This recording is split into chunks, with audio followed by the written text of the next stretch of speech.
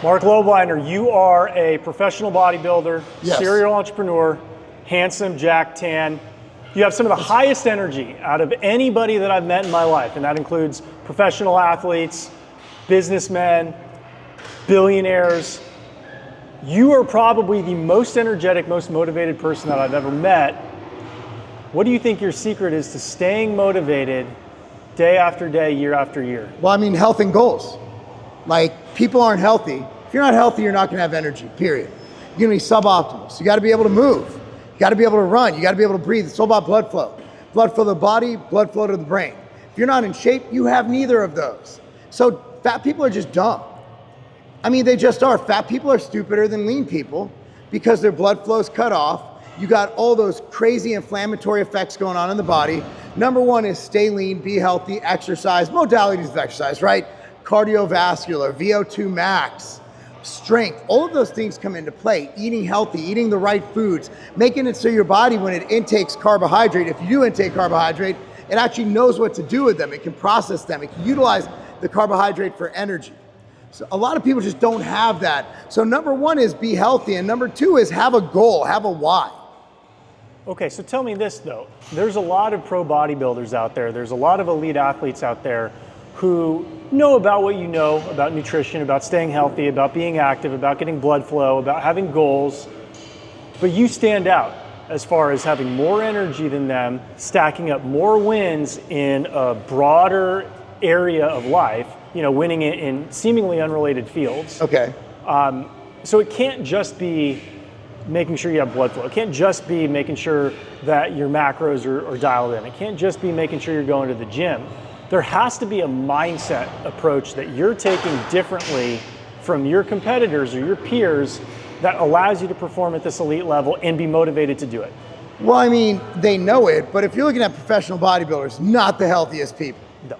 Not the healthiest people. So I think there's a bit of a quagmire there where professional bodybuilders, they're professional bodybuilders. They focus on sport. See, I became a bodybuilder, a pro bodybuilder, after I reached my career goals. But to get to my career goals, I also exercised every day and I trained. So I think it's a matter of focus and setting goals and what you want to do. My goal was to be successful at this, at business, to grow businesses. Okay. So what is bodybuilding? Like, what is training? What is any sport? It's beating PRs, it's setting goals, it's reaching goals. What is business? It's growing a business. How do you grow a business? How do you grow a body? You have to surpass where your body or your career was before, or your business was before. If your business is at 100,000, you want to get it to 1 million. Business at 1 million, you want to get to 5 million, then to 10 million, then to 20 million, just like your body. Okay, I grew my biceps a little bit, maybe I want to grow my legs. I'm in this good a shape, maybe I have a 6-minute mile, I want to get a 5:45 mile. You know, so I think a lot of people just don't have these tangible metrics that they want to reach. They don't set tangible goals, they don't actually reach them, and they don't actually push themselves mentally and physically to get to and beyond where they are at now. Because to progress, you need to actually break that threshold. And to break that threshold, you have to get uncomfortable. And that reminds me, so many of the successful people that I know are mathematically literate enough to be able to recognize when they've gotten 1% better or 2% better. So you say the example of going from a 6-minute mile to a 5:45 mile. Well, I'll say most people, the general population, doesn't care if they can run, for them, an 8-minute mile versus a 7:58 mile. They think it's basically the same, but the most successful people find such intense gratification by beating their former PR by 1 second, by 2 seconds, by half a second, that they're gonna put in that extra work that's needed to get that second better, week after week after week. And so by the end of 1 year or 5 years, they're not just 3 seconds better, they're actually like a minute better, minute and a half better. And I think that degree that they're willing to go to chase fractional improvement, but all the time, in perpetuity, makes them incredibly successful over a multi-year period of time. It almost always happens. People want immediate gratification, immediate transformation. Like, I want to lose 40 pounds of fat and gain 20 pounds of muscle in 8 weeks. Doesn't happen. I mean, you got the best drugs in the world, it might happen, but you might die. So, I mean, life is about just win after win after win. They're micro wins. Yes. Micro wins lead to macro wins. Yes. Winning in practice leads to winning in games. Winning in games leads to winning in championships. You can't you can't skip the process. Right. You can't just go and be like, oh, well, I'm gonna start playing basketball tomorrow. Next thing you know, you win a world championship ring. That's not how it works. And that's what people don't see about professional athletes. And they're doing a better job with social media of showing it. And Kobe did a lot to show the process in his interviews, and how he always was like, well, wake up an hour earlier, because that gives you, over the course of a week, 7 extra hours you trained over your peers. And I think a lot of people forget that. And there's a book called Talent is Overrated. I don't know if you've read it, but he basically goes over that talent doesn't really exist it doesn't exist in science. There's no proof that talent exists. I can argue we kind of have visible proof, but the book argues that, and he correlates, for example, Bill Gates' time at computers at University of Michigan. He had access to the computer room. He was able to do all the computer junk that no one else was doing to get those hours work. Then he pointed to age groups in hockey, and how the older kids and the kids who were able to be older because they have different birth dates were far surpassed the kids who had less practice time in the same age group. Say you have two 12-year-olds, and well, one just has to be better, and they develop more and they end up going further in their career. So it comes down to hours practiced, hours work. Now, I'm not just saying you do the same thing over and over, it's deliberate practice. You have to be deliberate at what you want to do. You have to be deliberate at your goals. Are your goals to grow your business? Cool. Is playing Tetris on your phone going to help you get to that goal? So just because you're on your computer, you're on your phone, doesn't mean you're actually building a business. I think that's a really interesting story about the hockey players who, you know, always have birthdays towards the older end of their age cohort. And what that shows me is, in life, winners are rewarded with opportunities. So if you happen to be lucky enough to be more physically developed than your peers when you're in high school, then other coaches will see you as being more talented. They might give you more playing time. They'll work with you a little bit extra on your development, and all of a sudden you become better. But that advantage doesn't stop when you're 15, 16, 17 years old, into your 20s. A big differentiator between 20-year-olds is what type of mentorship they can seek and find. And the promising 20-year-olds are going to be able to align themselves with more successful men who will be able to give them better advice than the 20-year-olds who aren't as promising. And so life is not fair. It's not like things get rebalanced where the losers all of a sudden will get their day in the sunshine and somebody's going to swoop down and take care of them. No, it's the opposite. It's that the more you're winning, the more people will see in you, the more they're going to want to help you out. The more you actually get the inside track for having won as much as you've won, the easier it is to keep winning. And so I always tell the people that I coach that, you know, the easiest way to get 3 wins is to get 2 wins, and the easiest way to get 2 wins is to get 1 win, because all of your wins are going to compound. It doesn't matter if it's business, it doesn't matter if it's health, finance, whatever. Wins compound, and so do losses. Well, I mean, that's one of the reasons I came back in my 40s to get my IFBB Pro card. I like winning. Winning just carries over. So it's a winning mindset. And you'll see a lot of these athletes nowadays, they go after that and they start making money. Magic Johnson, he's made more money after basketball. You know, you look at Michael Jordan, obviously he was a brand, right? But at the end of the day, the winning mindset will carry them through. And you see that with a lot of former athletes, and you see athletes just crushing it.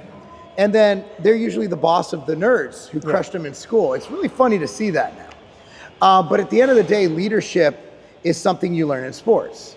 Leadership, you learn more on that than you do in school. School doesn't really teach you to lead, it teaches you to follow. You're in class, teacher tells you what to do, you do it, you complete your task, that's it. On the sports field, your goal is, my goal was always to be a team captain. I wanted to be a team captain, well, because I thought I would get chicks. Didn't work. Actually, I met my wife. But, you know, you always want to be the captain because you have this dream of being this leader. I don't think a lot of people want to be a captain. I think being a captain is a lot of stress. Not only you have to worry about your game, but you have to worry about carrying your team and leading your team and setting an example, and you're under a microscope. So it takes a certain someone to be a team captain. Team captain, it takes a certain someone to be a CEO. It takes a certain someone to be a senior VP. And then you go down the list, mid-management, then you go down to workers. But all of those people are definitely necessary in society. You can't have a society full of CEOs. No. Not everybody is built to be a CEO. Not everybody is built to withstand the adversity of being a CEO. It's impossible. A lot of people just can't do it. They cannot handle it because you get hit with something that puts you out of business, puts you close to bankruptcy. What do? A lot of people be like, I'm out. But it's the crazy bastards, the crazy people who are like, Nah, man, I'm not going out of business. I'm gonna make this work. Right. So everybody gets in on, I'm my own boss. I work my own hours. Some people can do that. If you're running a corporation with a lot of people, you can't, right. Because I haven't had a weekend off. I was on vacation. I was still in board meetings that whole week. Why? Because my answers are necessary and my input is necessary for certain functions of the company. Our company is at that level where we can't have like a sub. Right. Like at the end of the day, we have one catcher on the team. Right. Nobody else knows how to catch. I got to catch. Mm-hmm. So you just have to come in, you got to come to work, and you got to play every day. Whether you're injured, whether you're sick, whether you're sore, whether your feelings are hurt, whether your foot is hurt, whether your knee is hurt, you got to work. So that's what a lot of people aren't ready for. They're not ready for that information. They're not ready for that truth. And that's a great point with respect to adversity, because I've been an entrepreneur myself for a little bit over 3 years, and I've been fortunate that I haven't had to go through any sort of major setbacks. But I have gone through setbacks, just as any entrepreneur has. It happens. And every time I face a setback, I liken it to having a bad day, bad week, bad series of weeks as a baseball player. Because as a baseball player, everybody knows you're going to go through slumps. I don't care if you're the best hitter in the world, you've gone through slumps before. Absolutely. And when you're in the midst of a slump, the easiest thing to do is to think that you're not good enough to play at that level and this game wasn't for you. Mm-hmm. But when you go through enough of these cycles, these boom-bust cycles as an athlete, you realize that you're never as good as you think you are when things are going well, and you're never as bad as you think you are when things are going poorly. You don't learn this as a student in the classroom. No. Because most elite students were always elite students. They were always A students, right? And most students, if they just do what the teacher tells them to do and they do it well, they're going to continue to be A students. Mm-hmm. Unfortunately, the real world doesn't offer you such a manicured, such a sanitized playing field where you could just, if I just do well at this, and that, I'm going to be successful. No. It doesn't work. It doesn't work like that.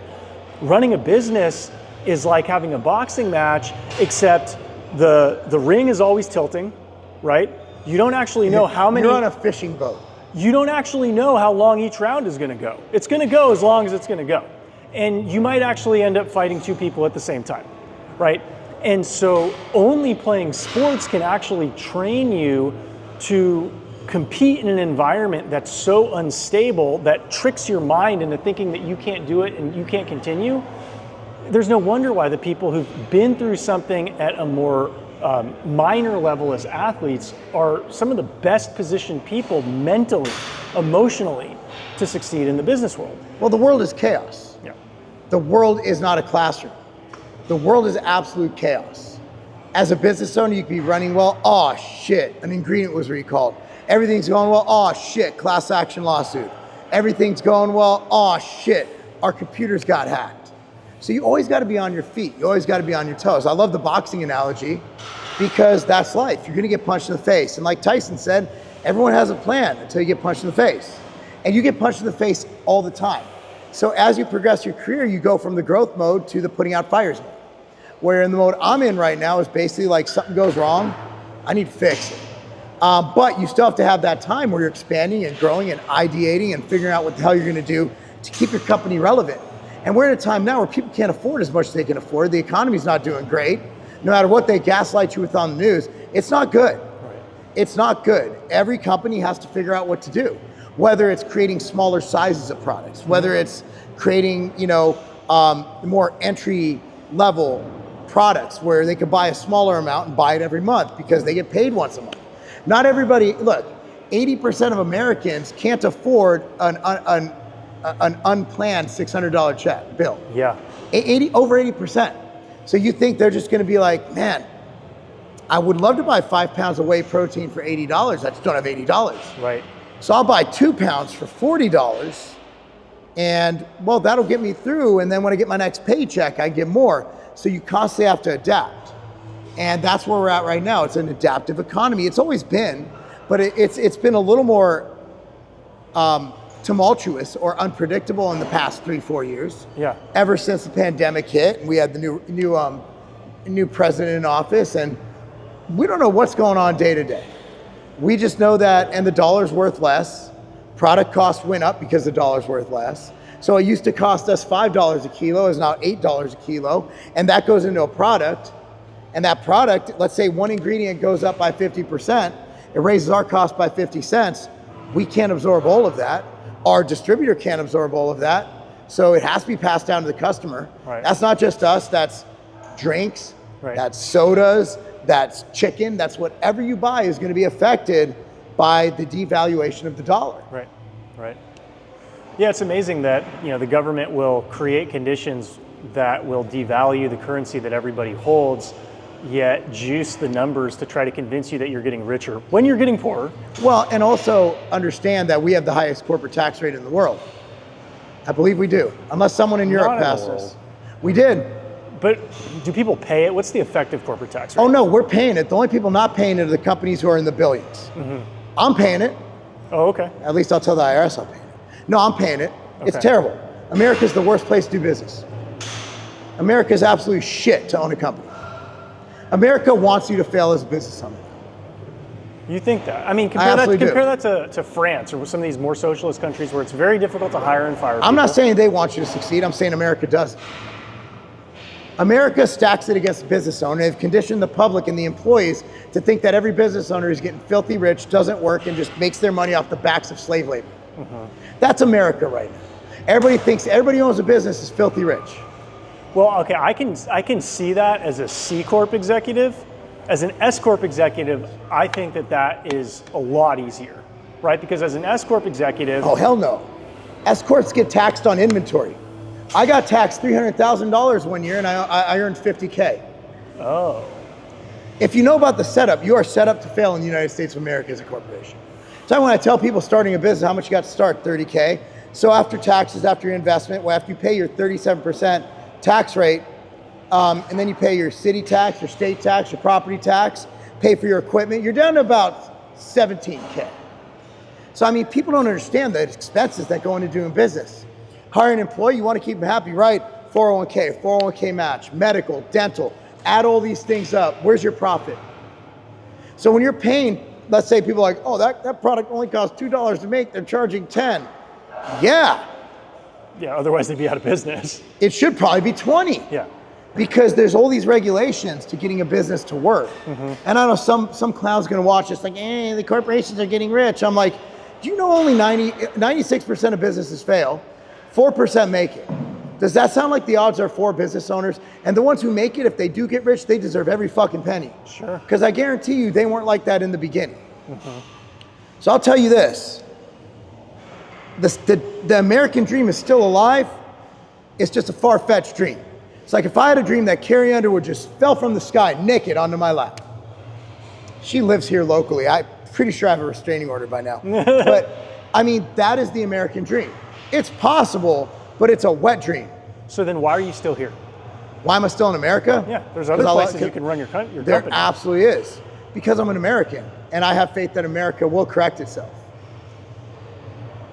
And because you're looking at a huge economy, huge population, and my businesses are already here. Sure. Well, so when did you figure this out? Oh man, probably, I mean, I figured it out a long time ago. But, I mean, I'm not saying that other countries are great. I'm just saying that we need to set the bar higher. America is built on capitalism. Mm-hmm. We didn't have a federal tax until the Civil War. And even then, it was supposed to be temporary. Well, it's very interesting when you think about taxation as an incentive mechanism or a disincentive mechanism, because ideally you want to tax things that you don't want people to do, because you're going to get less of the things that you tax. So if you tax, if you tax cigarettes because you want people to smoke less cigarettes, if you tax porn because you want people to consume less porn, if you tax vices because you think the society is healthier when people do less vices. So we tax corporations. When you tax not just corporations, when you tax income. Yes. If I pay you $20 to help me, they're saying that we don't want you to find other people to help you, right? So it doesn't actually make sense from a utilitarian standpoint to tax wages. They're only taxed because it's kind of like a mafia shakedown. They can tax it because they can get it. That's why the tax exists, because they're able to collect it. Can you tell me how Joe Biden on a senator's salary is worth $100 million plus right now? Well, his son is an aspiring painter who's been able to sell several That's great. paintings. And Burisma and all this, but yeah. they all do it. So why would government want smaller government? When they can just raise our tax, what are we gonna do? Half the country loves being taxed because they're not even paying taxes. Well, it's because they're jealous, because they think that Mark has a big house. He doesn't deserve it because he's a white male.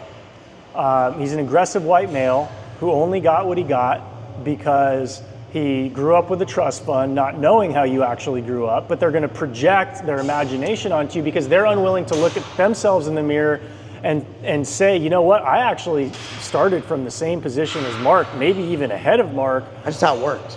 But I didn't make the decisions that he made, and I'm actually here to collect what's due to me, which is not very much. How many people here drank in college? I didn't. I was working 2 jobs. I couldn't play football anymore. I went and got a job, finished up, got a career, started making the bag. Got a job paying $24,000 a year plus commission at Weeder Publications, worked my way up. By the age of 21, 22, I'm in the 6 figures. This is in the 90s, before inflation. The reason is I made those decisions. Instead of going out drinking, I went to work. So I didn't have that fun in college. I had fun, I like working, but I didn't go out and tie one off and bang a bunch of fat bitches because I was drunk and they look hot when you're drunk. No, I was busy working my ass off. And it's a sign of a sick society where the individuals are taught to become jealous of Mark, right? If a society is able to function, you want the strongest, most successful men to be idolized by other people so that they can replicate those behaviors, because at the end of the day, we're not gonna have 30 million Marc Lobliners. It's just not gonna happen, can't right? happen. But would we be better off as a society if we had 30,000? I think we probably would. That's probably the optimal number, because if we had 30 million, we might have some problems too on the other end. But the only way you get 30,000 Marc Lobliners is by teaching your story as an American dream type story rather than a story that should elicit jealousy and envy and race baiting and gender warfare, because all that's going to do... Who does that though? In the real world, that shit doesn't happen. It only happens when it's fed to people through the government, because that's how they control us. Yes. So look, man, I love my country. I love it. First generation American, I love this country. However, if you love your country, you want it to get better. So I'm not going to just sit back and say, well, this isn't wrong. This is wrong. Like the IRS having that many agents is wrong. Shaking down middle America, that's wrong. Targeting political rivals, but they did. They literally admitted it. They got caught. That's wrong. So all these agencies, from the CIA to the IRS to the ATF, these are agencies that should not exist. Well, and it's interesting when you hear the government talk about billionaires not paying their fair share of taxes. Like the US government spends like $5 trillion a year.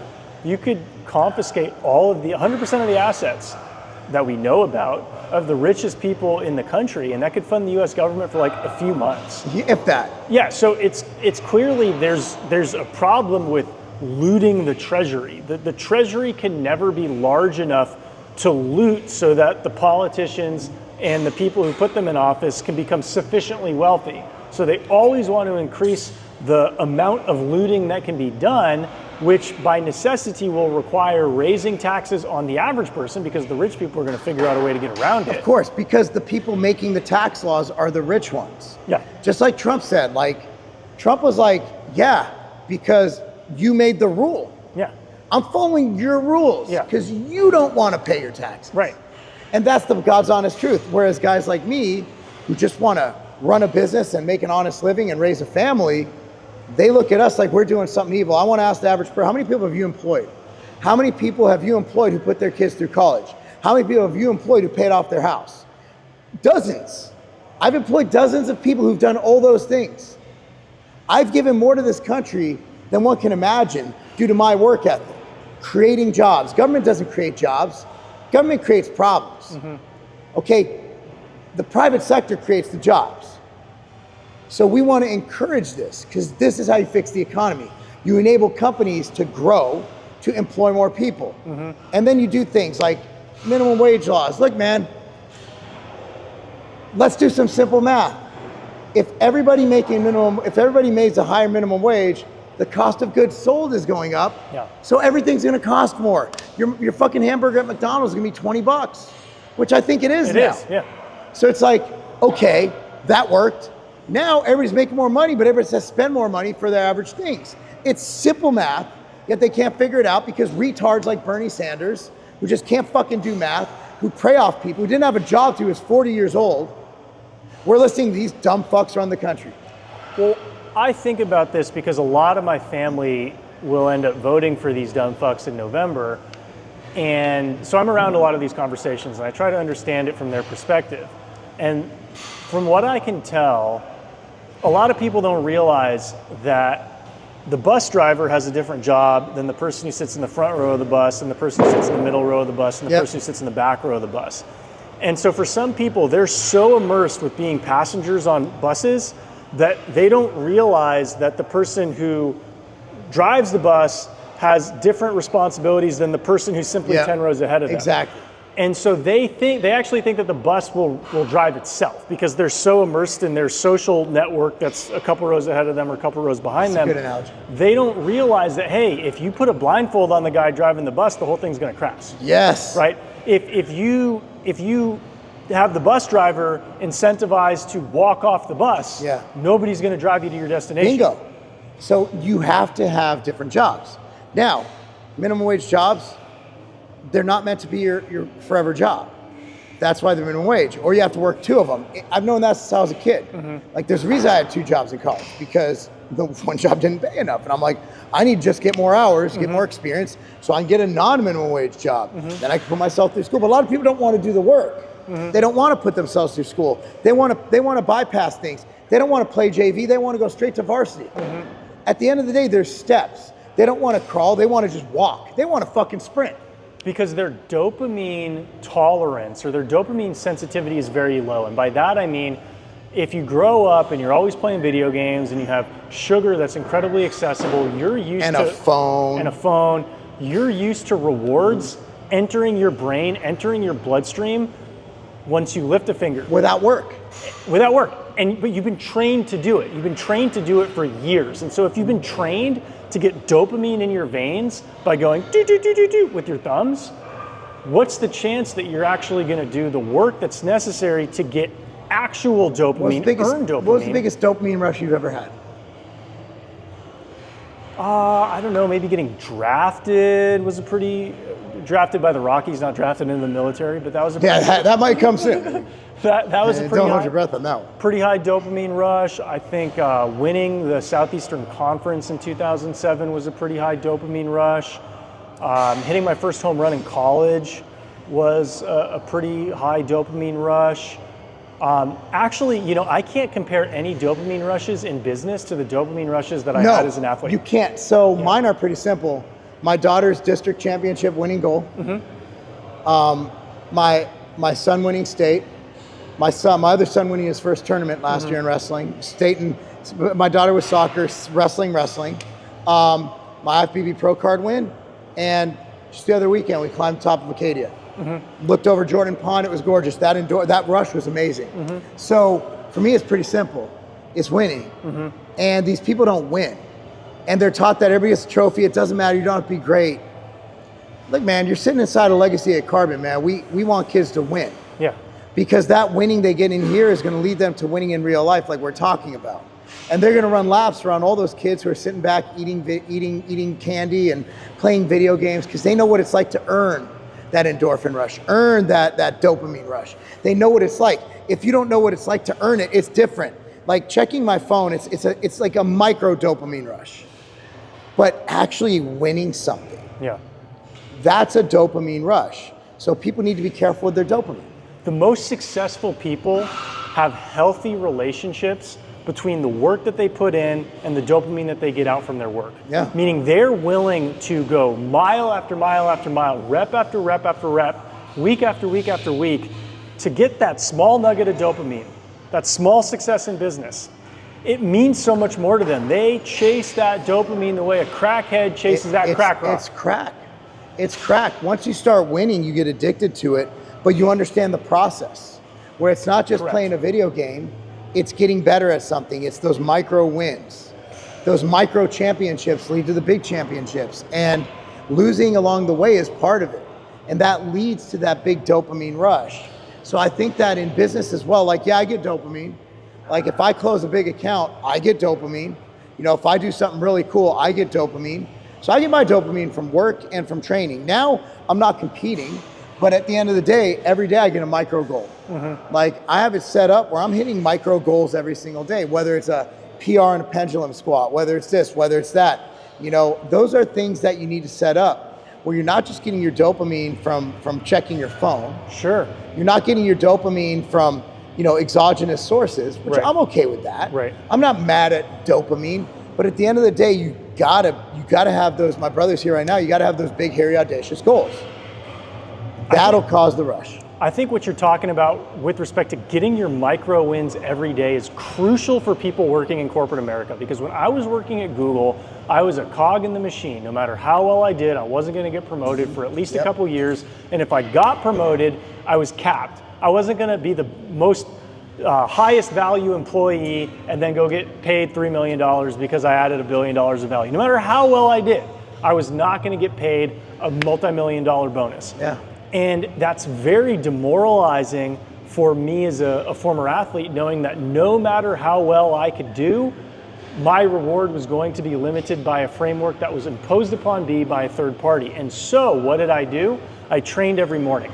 And by training every morning, I got that micro win that taught me that I'm in control of my body, and I got one run on the board before the game started, when everybody else is coming to the plate and the score 0-0, I'm winning 1-0. Yeah. And I taught myself that I'm in control. It's a handicap. And year after year after year, when other people develop learned helplessness because their careers haven't progressed at the trajectory that they imagined they would prior to joining this company, all of a sudden, my career hadn't progressed at that trajectory either, but my body did. Yes. And because my body did, I could look at myself in the mirror and think, I'm still a winner. Because I've been a professional athlete, I have a well-paying job at Google, and I'm also in great shape. And every day, every week, I prove that I earned it. Can you imagine? I'm gonna end with one thing. Then I'm pretty much cool on this. So, can you imagine being my age? You're 43 years old. You're at your 9-to-5 job. You might get a promotion every couple of years or whatever. You're making decent money. You live in a nice house. You've lost control of your body. You're fat. You're soft.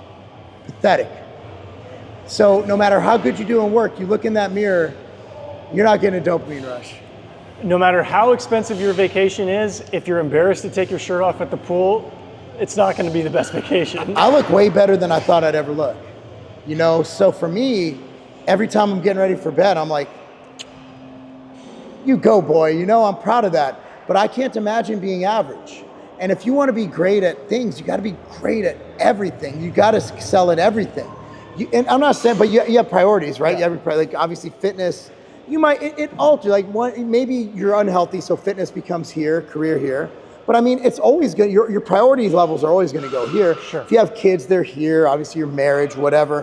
But if you don't prioritize fitness and being your best self, you're never going to be your best self. Right. And also, you're just not going to work as well. How do I work the hours I do and still every night go on a podcast until it's time for bed and still have energy to yell at a microphone, literally having rants in the name? Is because I'm healthy.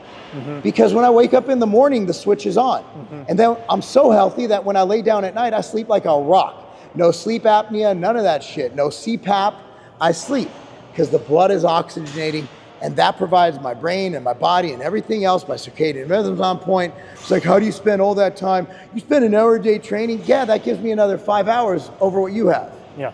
Because I have that hour a day of training, I'm able to crush it in life. Even 2 hours a day, 24 hours in a day, my sleep is more effective. Right. My waking hours are more effective, and the work I do is more productive. So if you think you don't have time to train, I mean, the reason you think that is because you're fat and you're stupid. Right. Because if you were lean, you'd understand that your brain will work better if you're not fat. And what you talked about is something that I've come around to explain to my clients, where rich people become rich by investing their money frequently in areas that are going to yield huge profits. Successful people are typically successful because they know how to invest their time. you know that an hour in the gym isn't an hour out of your day. It actually contributes to your ability to perform the rest of your day. The more investments you can make with your time that enhance your ability to perform outside of that time is actually an effective investment. So you could theoretically sleep 4 hours a night, but guess what? You're not going to be as productive the rest of your day. 7 to 9. Right. So you're sleeping more than the average executive if you're sleeping 7 to 9 hours a night. But that allows you to be more. I'm around 5 to 7. Okay, 5 to 7. I'm around 5 That's to 7. still more than the average executive. Yeah, the average executive is probably 5 to 6. Yeah, 5 to 7. Yeah. I try to get 7, but again, I demand a lot from my body, and part of my job is looking a certain way. Sure. It's my persona. Like, I would never have grown in social media on X as a political guy if I wasn't the guy who looks like he's on steroids. Yeah. It's my persona, it's who I am. And honestly, you know, like we were talking about before, it sets the stage as a father, as everything else. And when I walk into business meetings and I'm wearing a regular polo shirt, this is Lulu, this is extra large, normal fit. On a normal dude, it's gonna be like, all right, he's wearing a polo shirt. On me, it looks like I shopped in the children's department. But I like this. Like, people are like, look, I like looking like this. I love the steroid comments. I love all that shit. I work hard, dude. Been doing it for 30 plus years. I wanna be the most jacked grandpa on earth. Do I have to compete anymore? Nah, I think that itch is scratched. Will I again? Maybe. But at the end of the day, just knowing that, like, I wanna go to the gym knowing that one day I might compete again. Because that'll force me, I'm like, my triceps are, I should probably work on those. You know, and I'm married. My wife, I could literally have one leg, be missing a testicle, and fucking 3 years. My wife wouldn't care. She doesn't care. But she does. She lies. I'm sure when she sees other husbands, she's like, I'm glad. And your kids think the same thing. Oh, my kids love it. Yeah. I can't embarrass them. Everybody wants the jack dad. Everybody Nobody wants the slob dad. Everybody wants the jack dad. I'm coaching their friends. Yeah. You know, at the end of the day, like, their kids are like, oh, is Mr. Lobliner going to be there? Is Coach Mark going to be there? That's what I want. Yeah. And no matter how hard I try, I can't embarrass them. Right. Because at the end of the day, me just existing, looking like I do, and I'm out there. I'm also, everybody knows me here. So it's like, I'm cool with that. And I don't even need to be a social media guy. If I didn't have social media, people are like, who's got the jack dad? And there's dads like that. And they love it. It's what they do. But man, that was a great conversation about that. So since we're both using this, let's go over where people can find us. I'm at Marc Lobliner everywhere. And on YouTube, I'm Tiger Fitness. I am at Alex Feinberg 1, Feinberg 1, on X, formerly Twitter, Instagram, YouTube. I think you can find me there. Search for Alex Feinberg on YouTube. I think. I added the ending for it, but I don't, for some reason, challenges actually getting there when you go with the URL. I know. You have to get to a certain level. But anyway, guys, thanks for watching, man. And that was fascinating. Yes. All right, man. Every time. Yes. For the past few months, I've been making the gains of my life. Never thought I'd be training this way, but I've taken all of the new data on hypertrophy and put it together. Not only am I making all these gains, I'm never terribly sore. I never feel run down. My energy's through the roof. I'm able to hike. I'm able to swim. I'll do everything I love. It doesn't cut into my life. I don't feel fatigued. I don't feel terrible, but I'm still making these crazy gains. It is the Superior Hypertrophy Training Book, and it is yours, and it is free. Go to superiorhypertrophy.com. That's superiorhypertrophy.com and start it today. You have nothing to lose. It's absolutely free. My gift to you. Now go make some damn gains. People are literally going outside, spreading their legs and sun tanning their balls. People are following these crazy diets, eating before 8 a.m., after 8 p.m. They don't know what they're doing. They're looking at all these strange things, strange foods, trying to increase their testosterone, training AM, PM, full body, half body. They're looking for these secrets, these solutions, a shortcut to a great body, to build muscle, to burn fat, to be the best them ever. This is crazy because it's all about protein, guys. People doing all of this stuff aren't even getting the thing that we know works. They're not getting enough protein. That's what you need. Protein. People don't eat enough of it. How do we get that message across? They need about 1 gram per pound of body weight of protein. So before you do all this crazy stuff, for goodness sakes, guys, get enough protein in your diet, or you're just gonna be spinning your wheels, making no gains. That other stuff might work, but if you don't have enough protein, it means nothing. It's hard to eat that much protein. You might not have time, you would have a busy job. What you need is something easy, something you can just throw in a shaker bottle, put a little water in it, shake it up, and there you go. You have protein, 20 grams a scoop, ambrosia planta. It makes it so easy to get your protein. So before you go doing all this crazy stuff, wasting time and energy, make sure you get enough protein in your diet.